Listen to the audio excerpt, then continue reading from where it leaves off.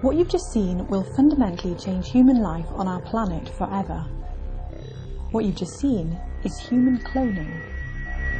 In 2005, what turned out to be the first human cloned embryo was produced here in Newcastle University. Look again. The DNA from a person to be cloned is injected into a human egg. And what's created is an intact cloned embryo of that person. If this new embryo grew up, it would be the person's identical twin. But this embryo was created to be destroyed for research.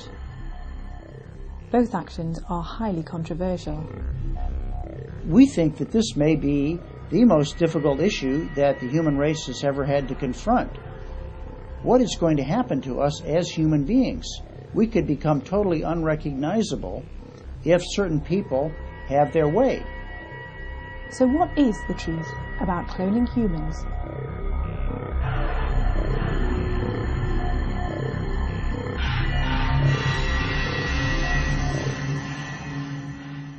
In the next half hour, we'll explore how our stance towards cloning reflects our understanding about the nature of both society and science.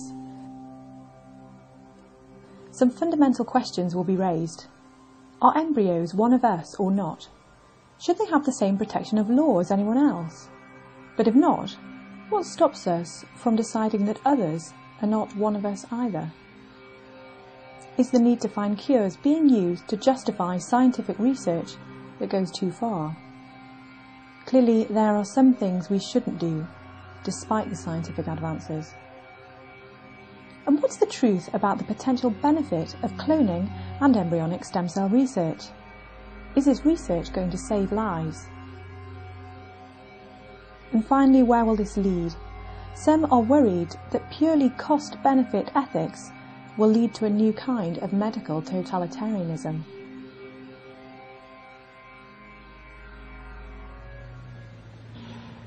Our investigations into human cloning naturally began in Newcastle in the UK, but they led to interviews with key players not only in England, but also on the other side of the Atlantic.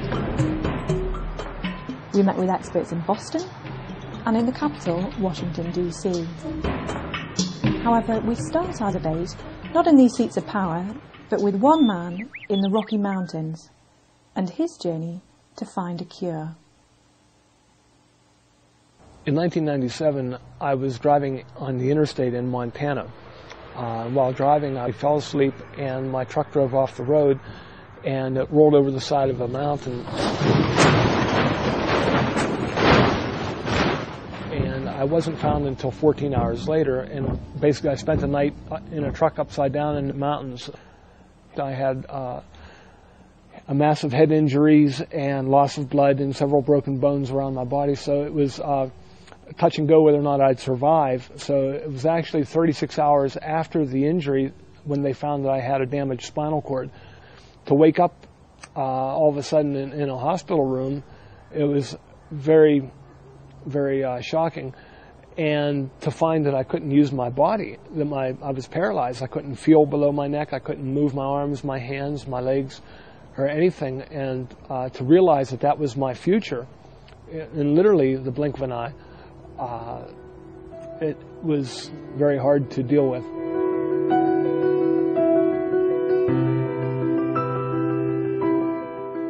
Jim's injury prompted a new direction for his life, to search for a cure. Spinal cord injury has not been a good experience for me. Some people are able to move on after they suffer some type of a disabling condition and rebuild their life in new directions.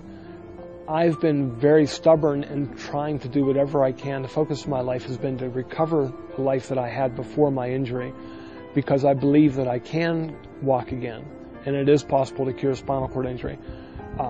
So as a result, It's changed the direction of my life, becoming obsessive with research-related issues, studying science, studying spinal cord injury and neuroscience, and lately stem cells and cloning.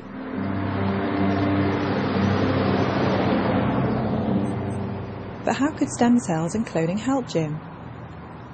Well, stem cells excite people because they give us an opportunity to do things in medicine which we've never been able to do before. For curing spinal cord injury, what's going to need to happen is the injury site is going to have to be bridged.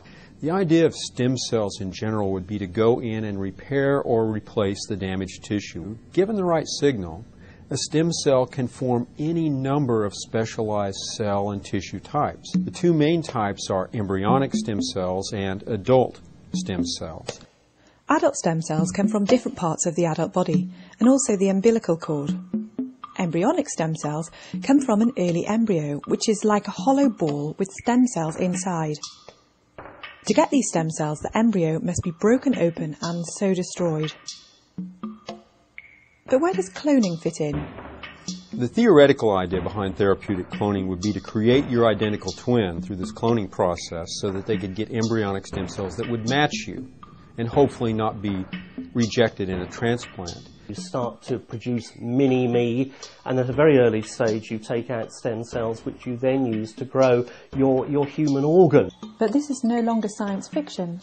Cloning has already been done in the UK. Well, this is quite a famous machine in many respects because it's the one that we used to develop the first cloned human blastocyst in 2005.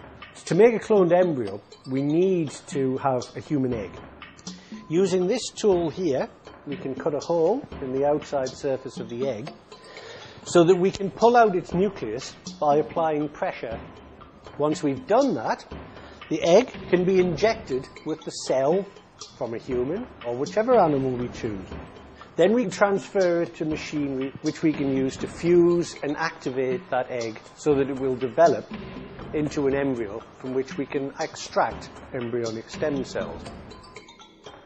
So with cloning, the idea is that you take a human egg, you remove its nucleus, and instead you inject the DNA from a person to be cloned. This turns it from being an egg into a cloned human embryo. It then develops and produces stem cells which can be removed. However, some have grave concerns about this process. There are huge problems with therapeutic cloning. I think it's unsafe, it's unproven, it's unnecessary, it's unethical, and it's also dangerous as well. Most people in the UK don't realise quite how far out policy is in the UK. Not simply vis-à-vis conservative Catholic states or America, but vis-à-vis almost all European countries.